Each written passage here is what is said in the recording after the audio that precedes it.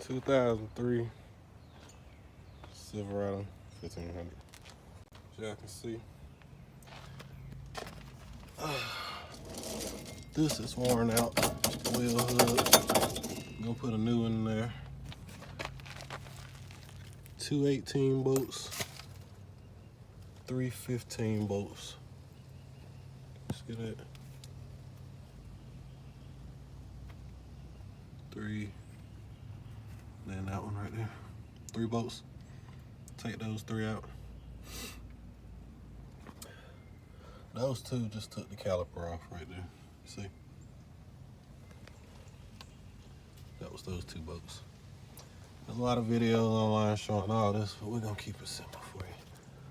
I had a roaring, grinding sound. And as you can see, it's not even, it's not supposed to do that.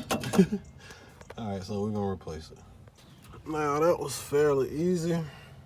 Just had to bang it out the back, tap on it, broke it loose.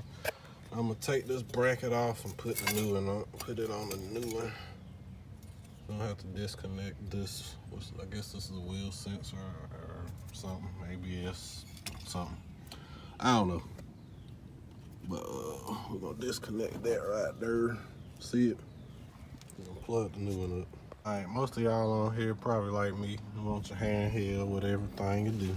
So this is the 315 millimeter bolts. See, I put the bracket back on. See that? Make sure it clears that right there. How to do that? You run your wire back the way it came. See that?